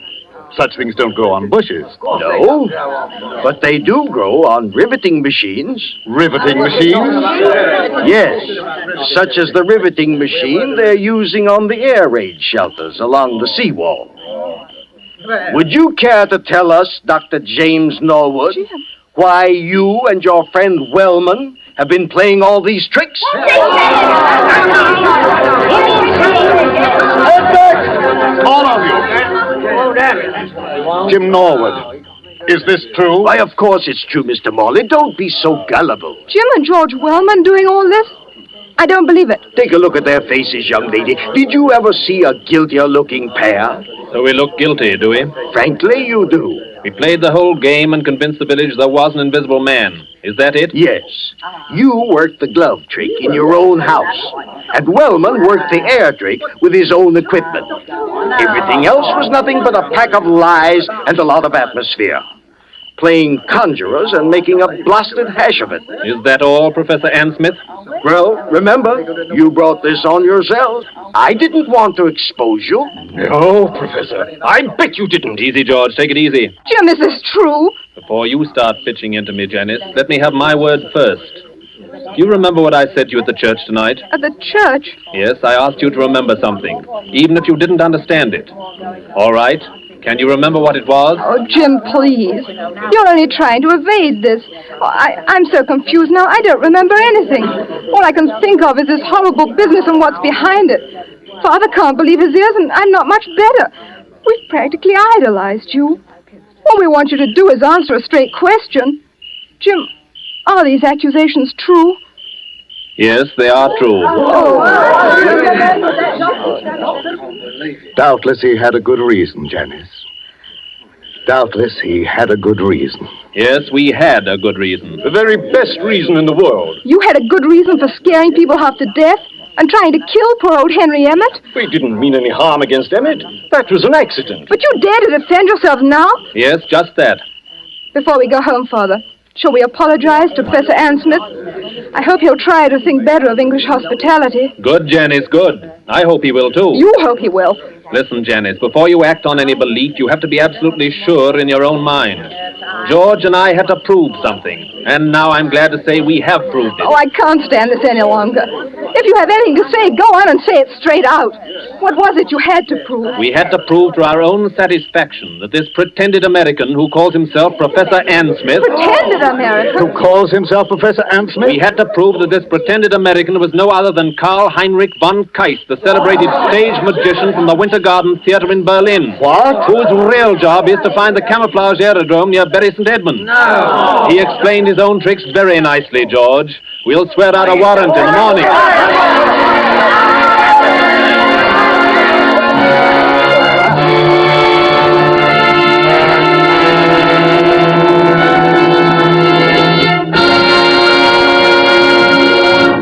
And so closes The Man Without a Body, starring John Sutton and George Zucco. Tonight's tale of suspense. This is your narrator, the Man in Black, who conveys to you Columbia's invitation to spend this half hour in suspense with us again next Tuesday, when the distinguished actress, Miss Agnes Moorehead, will be heard in one of her many brilliant characterizations. Starring with Miss Moorehead will be Miss Ellen Drew, who as Carol Linden tells the amazing story of Uncle Henry's Rosebush. The producer of these broadcasts is William Spear, with Ted Bliss, the director, Bernard Herrmann and Lucian Mahowick, conductor and composer, and John Dixon Carr, the author, collaborated on tonight's Suspense. This is the Columbia Broadcasting System.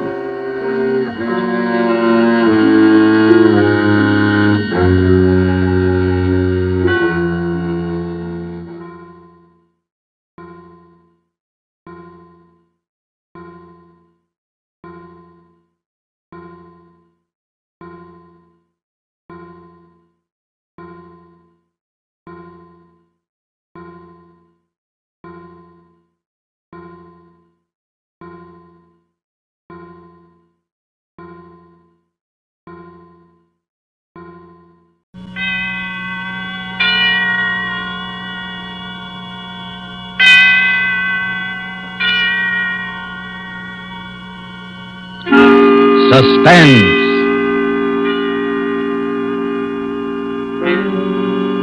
This is the Man in Black, here again to introduce Columbia's program, Suspense. Our starring Hollywood cast of characters reads as follows for tonight. As Aunt Julie, one of those stark, severe, and terrifying women who is encountered ever so often along the grimmer outposts of the American countryside, Miss Agnes Moorehead. As Carol Linden, the girl who returned to a scene of childhood happiness and found terror living in the house, Miss Ellen Drew. As Paul, Carol's husband, who had his own ideas as to the explanation of these strange events, Mr. Ted Reed. A first radio play by Larry Roman called Uncle Henry's Rosebush is tonight's tale of suspense. If you have been with us before, you will know that suspense is compounded of mystery and suspicion and dangerous adventure. In this series are tales calculated to intrigue, to stir your nerves, to offer you a precarious situation and then withhold the solution until the last possible moment. And so it is with Uncle Henry's Rosebush and the performances of Agnes Moorehead as Aunt Julie, Ellen Drew as Carol, and Ted Reed as Paul. We again hope to keep you in suspense.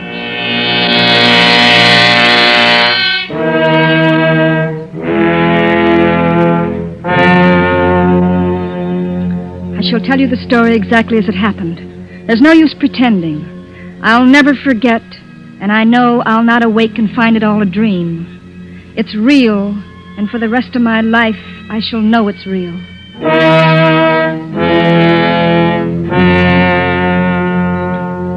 Paul was to have his first vacation since we were married. I suggested we visit my Aunt Julie and Uncle Henry, who had a small farm upstate. They had always been very kind to me. When I was a child, I used to spend my summer vacations with them. They loved children. I've often wondered why they never had any of their own. Some time ago, I'd lost track of them. They had never seen Paul, and I was certain they'd like to. Paul said it would be fine. We'll surprise them, I thought.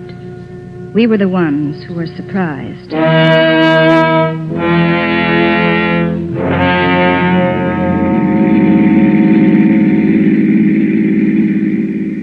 Just a few more miles, Paul. I remember this road. We used to hike along it going to the village. This country air is wonderful. 2 weeks of green grass and wicker chairs. I can't think of anything better. Oh, you'll love Aunt Julie and Uncle Henry. They live alone, quiet and peaceful. It'll be quite a change from the city. Yeah. They must be happy together. Oh, they are, but they're lonely. Smooth lawns and orchards. And flowers. Uncle Henry planted huge rose bushes around the porch. Every night as I crawled into bed, he used to bring me a rose. They're his favorite flowers. Vacation, here we come. Come on, car, let's go.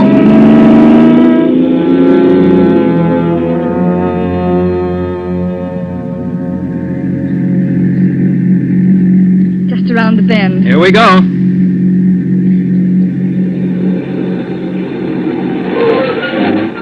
There it is. Carol, look. Why, Paul. Are you sure this is the place? Yes, but all the weeds and the broken shutters. Looks as though it's been neglected for months. I don't understand. Yeah, perhaps it's deserted. Oh, but it can't be. It's their home. Oh, come on. Let's go up and see.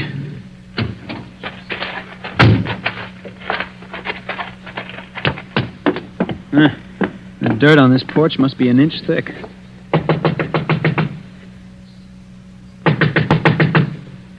No answer. Nobody here. Look, Paul, over there at the end of the porch. The rosebush. Uncle Henry's rosebush. Why, it's trimmed and neat. It's the only thing that seems to be taken care of. Oh, then somebody must be here. Maybe they can tell us what happened to Aunt Julie and Uncle Henry. Knock again. Someone's coming. Well? We're looking for a Mr. and Mrs. Connors. They used to live... Why, Aunt Julie! I didn't recognize you. But it's me, Aunt Julie. It's Carol. I wasn't expecting you. Oh, Paul's vacation. We thought we'd spend it here. Well, you've been asking for us for years. This is Paul, my husband. Carol's told me so much Why about did you come? What? I said, why did you come? Well, aren't you glad to see us? Aunt Julie, something's happened. Nothing's happened. Oh, but it did. Tell me, Aunt Julie, we'll help. Well, of course we will. You shouldn't have come. Well, Carol, if she doesn't want us, let's go. No, Paul. This isn't like you, Aunt Julie. Something dreadful's happened, I know it. Go, Carol. Please go. Listen, if it's money, Aunt Julie, well, we haven't got too much, but you're welcome to it. I tell you, nothing's wrong. Oh, but there must be. This house... You're her husband. I'm asking you to take her and go away. Oh. Come on, Carol. We're not wanted. Let's go. We're going to stay. Well, there you are. She's your niece, and you know how stubborn she can be. We're going to stay. Where's Uncle Henry? I say, where's Uncle Henry? He's not here. Oh, but where is he? He's not here. Isn't that enough? Oh, when'll he be back? He won't be. Oh, but Aunt Julie... He won't ever be back. I stood there bewildered. Aunt Julie had run out of the room. Oh, perhaps she was crying. I don't know. I just knew that Uncle Henry was gone. He had left her. It seemed strangely impossible. They'd always been so happy. So supremely happy that it seemed that the only thing that could separate them on this earth was death. And now this. I couldn't believe it. Paul and I walked into the living room. It was almost as dusty as the outside. The curtains were dirty, the floor littered with old newspapers. The entire room showed the same signs of neglect as the outside. And when I recalled how neat Aunt Julie had always been with her housework, a feeling of apprehension crawled up my back. Frankly, I was frightfully worried, and I could tell by the look on Paul's face that he was worried, too. I don't like it, Paul. There's something strange here. Yeah. I never saw a house in such a mess. It's not just the house. It's more than that. Something much more. I'm sure of it. Well, really, Carol, it's none of our business, don't you? Well, perhaps not, but you don't know Aunt Julie like I do. She'd never ask for help, no matter how much she needed it. I'm just not trying, Paul. I suppose you're right. They've always been so kind to me. I've got to help them. But how can we, Carol? We don't even know what's wrong. They were always so happy together. Somehow I can't believe they've broken up. Something else has happened. Something terrible. And I'm going to stay until I find out what.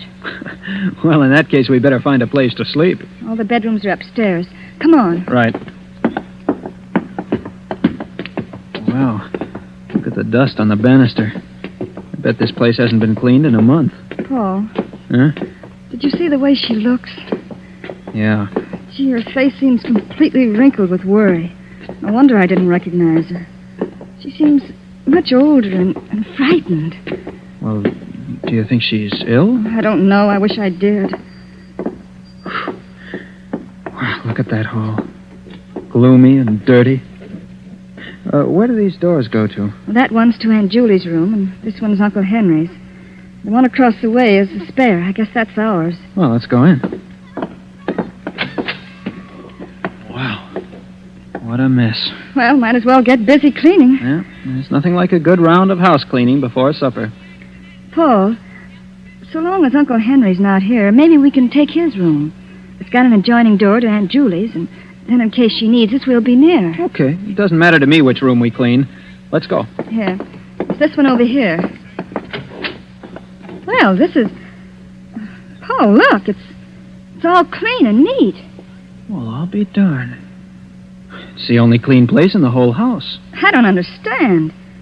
Every room is inches in dirt, except this one. The outside is completely neglected. Except the Rosebush. Uncle Henry's room and Uncle Henry's Rosebush. I don't get it. Well, look, on the dresser there. Aunt Julie's picture and a pipe and tobacco. Why, that's Uncle Henry's favorite pipe.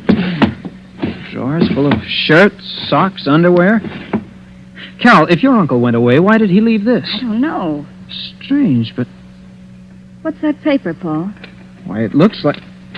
It is an insurance policy for $30,000 payable to your Aunt Julie in case Uncle Henry dies. Carol, What are this you is... two doing here? Aunt Julie, What are you doing here? Well, we thought that What's we that could... in your hand? An insurance... Give it to me. But And keep out of this room. Well, we didn't need any car. I didn't know how to take this. Uncle Henry's pipe and all his clothes were still in his room. And yet, Uncle Henry was gone. And I couldn't understand why Aunt Julie got so angry. I looked to Paul for an explanation. I could tell he had something on his mind, but I didn't dare ask him what it was, and he didn't say. After Aunt Julie's outburst, we went back to the spare room and cleaned it. Then we washed and started downstairs for supper. Watch your step, Carol. These aren't the strongest-looking stairs. It'll be all right. Paul, what do you make of Aunt Julie's behavior? Frankly, Carol, I'm worried. I'm frightened. May as well admit it. There's something strange here that frightens me to death. Well, I don't think there's anything to be frightened of. It's just that... Oh, There, that's the last step. This way to the kitchen. Right. No, as I was saying, I don't think there's... Look out, Carol!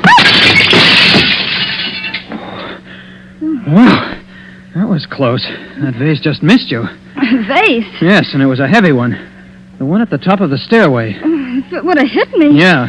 Oh, Paul, I'm frightened. Look, coming down the stairs. What happened? The vase fell. Just missed Carol. Oh, don't worry about it. I didn't like the vase anyway. The vase?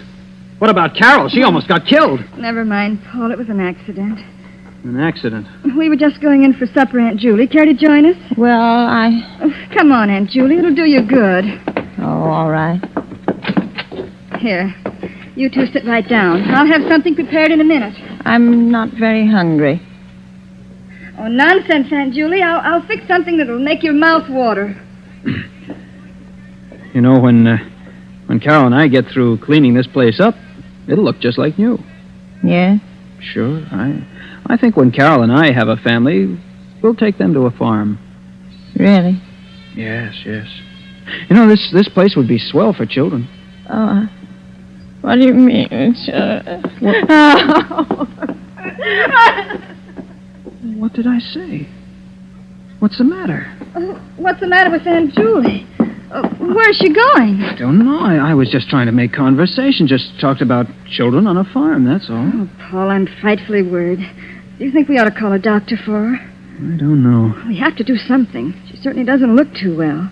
But maybe she isn't really sick. What do you mean?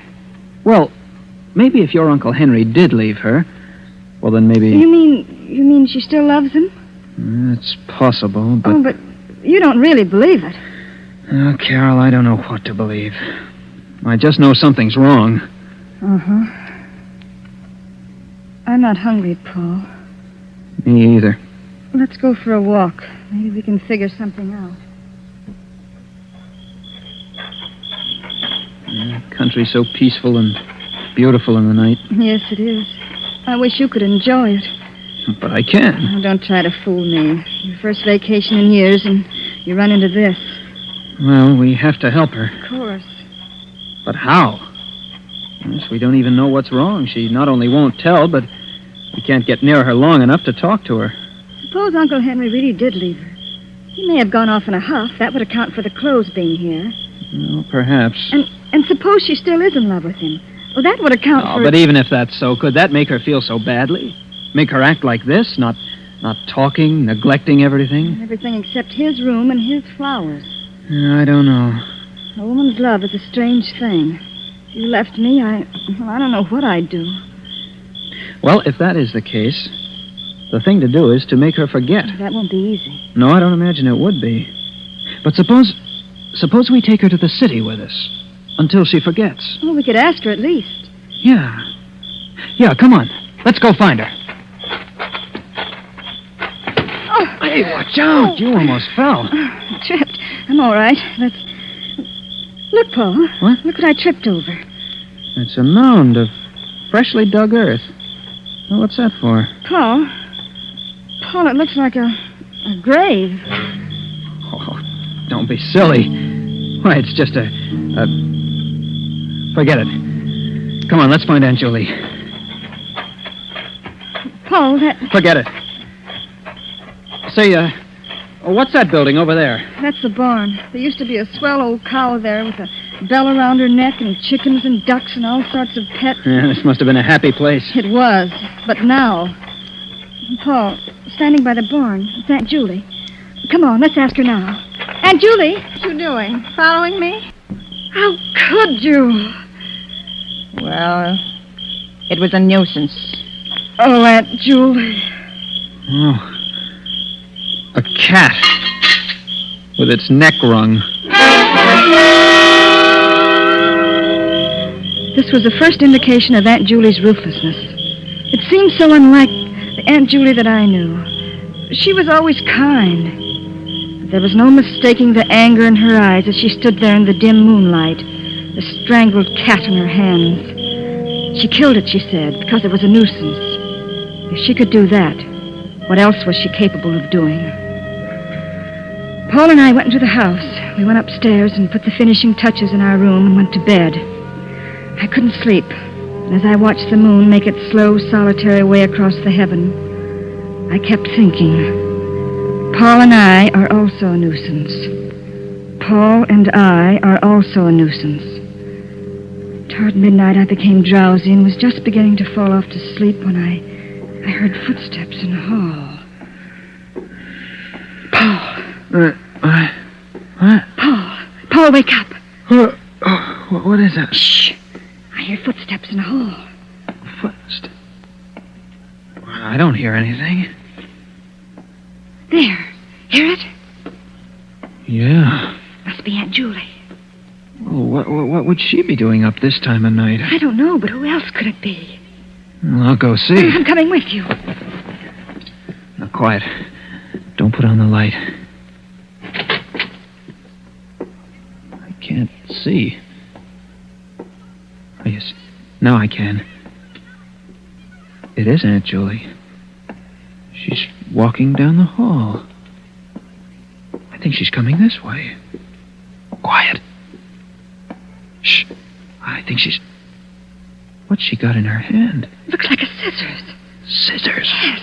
What would she be doing with... Carol, she's coming this way. Get back in bed, quick. What? Get in bed. All right, now, quiet.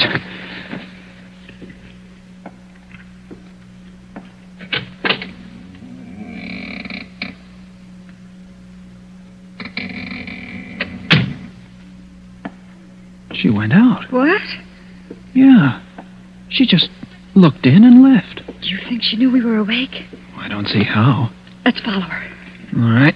Where's my other slipper? Ah, there. All right, come on. She's going downstairs. Come on, and be quiet. I think she's going outside. Let's go. Not so fast. Give her a chance to get out. There, she's out. Come on. Look, Paul. She's cutting a bunch of roses off the bush. She's taking them around to the back of the house. Come on.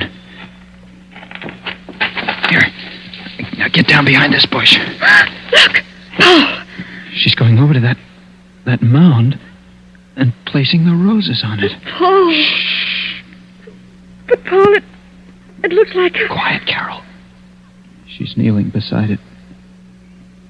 Now she's getting up and coming back. Get down.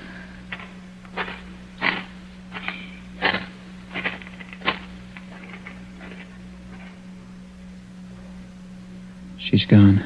Paul, do you know what that is? I got a pretty good idea. Uncle Harry's roses with Uncle Henry's grave.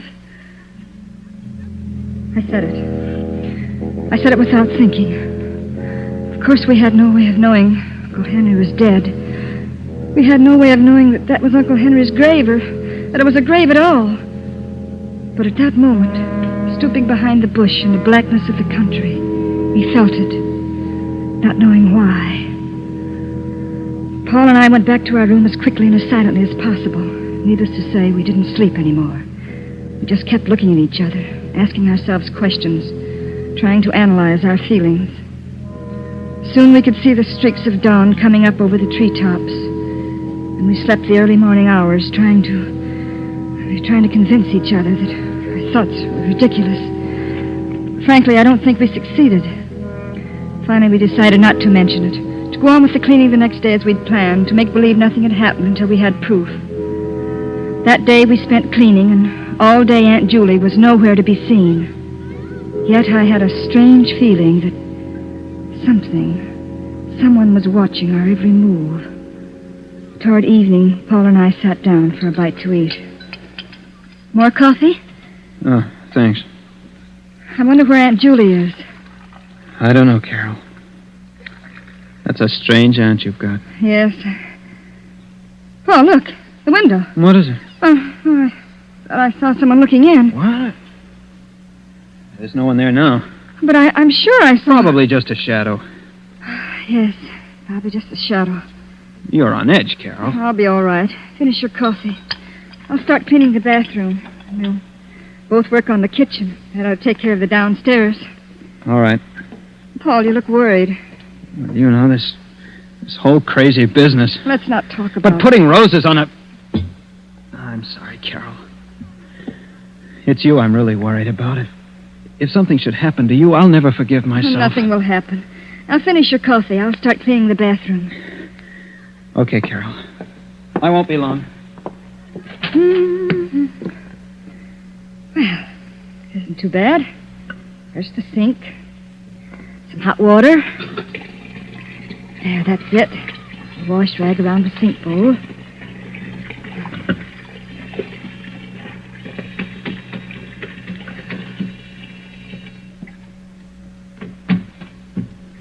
Oh, dear. Just the wind. Guess I'm getting jumpy. This place won't be half bad when it's clean. The medicine chest. Clean the mirror. And the shelves. Oh. What? Paul? Paul? What is it, Carol? Come here. What is it, Carol? What's the matter? Look. Here in the medicine chest. Where? It's a hypodermic needle. What would a hypodermic needle be doing here? Well, it's not likely to be here for nothing. Look, alongside of it. A bottle of... What's it say? I can't read it. It's awful-looking stuff. Open the bottle. All right. That cork's in tight. There. Oh, nauseating. Stuff like that would kill a person. Paul, it's not a joke. I'm sorry, Carol. Do you really think Aunt Julie... I don't know. Oh, it can't be, Paul. It can't be. Maybe not, but we better find out. And quickly, Carol. There's one more thing to do. I'm going to see if that's really Uncle Henry's grave. I'm going to dig it up. Oh, Paul, you can't. Don't you see? I have to. If it is, we're in danger. Of course. I'm still not sure that falling vase was an accident. We have to find out about this business once and for all. Well, I'm coming with you. We walked out toward the back of the house. And through my mind flashed the succession of events. The neglected house, Aunt Julie's insistence that we leave, the roses, the grave, the insurance policy, and now the hypodermic needle and that infernal oil. All the evidence pointed to but one conclusion. I couldn't believe it, and yet there it was, motive and method. And now we were going outside to dig up the last remaining evidence. Well, this is it, Carol. Sure you want to watch? I won't stay in this house alone. And look at the beautiful roses around it. Hurry up, Paul. Let's get it over with. Okay. Here goes. I never thought I'd turn into a grave digger. This dirt isn't packed tight. Easy to dig. It's getting dark. Yeah. Oh, I think I'll run in and get a lantern. I'll be right back, Carol. All right. Every one of those lengthening shadows looked like a ghost. It gets dark quickly in the country. I was afraid, but I knew Paul would be back in a minute. I picked up the shovel and began to dig. Oh, there. That's better. Not so nervous. I'm working. Is that you behind me, Paul? Bring the lantern closer. Gee, it's so dark. Paul, Uncle Henry! What are you doing? What are you doing? What are you doing to my grave? Put it back. Put it back. Oh, my flowers, my beautiful flowers, my lovely roses. You've hurt them. You've hurt my roses, and I won't let you. I won't. Keep away. Keep away, Uncle Henry. I won't Henry. let you hurt my roses. My sweet, delicate roses. Take your hands away. Take them. You broke them. You killed them. Stop it. Stop it, Henry. I'm going to kill her Stop just it. as she did my roses. Stop it. Take your hands away. Kill her. Henry. Kill her. Henry. Oh, forgive me, Henry. I didn't mean. Are you all right, Carol? Yes. Oh, yes, I think so. What happened? What? Oh, Uncle Henry? Aunt Julie saved my life, Paul. But we thought she... Oh, can you ever forgive us, Aunt Julie? You didn't know. Then You he didn't wasn't know. Dead at all? No. No, he wasn't. Oh, I don't understand. He was living in his room all the time, Carol. I was taking care of him. When you two insisted on staying here, I kept him out of sight. Oh, I didn't want to kill him, but I had to. He would have killed Carol. Aunt Julie. Oh, if you only had left when I asked you to. But perhaps it's better this way. He never got that violent before. I could always take care of him. The hypodermic needle and the sedative calmed him when he got a little wild, but then when I saw him strangle the cat, I knew he was getting completely out of hand. Yes, it's better this way. He's better off dead. Poor Uncle Henry. The grave and the roses were a whim of his. A whim. And look, he fell right in his own grave.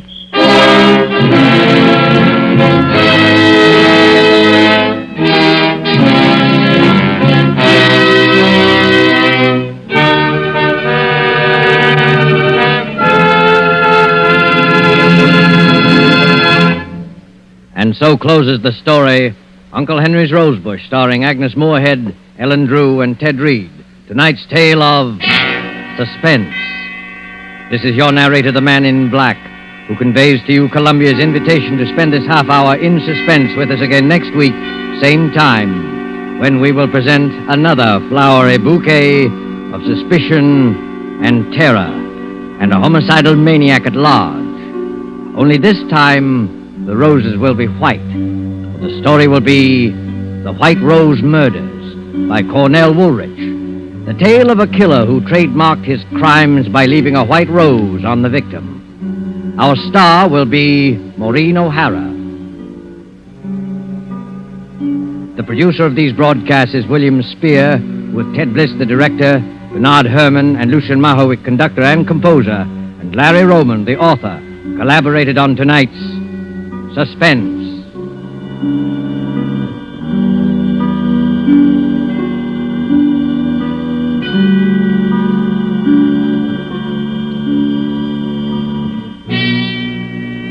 This is CBS, the Columbia Broadcasting System.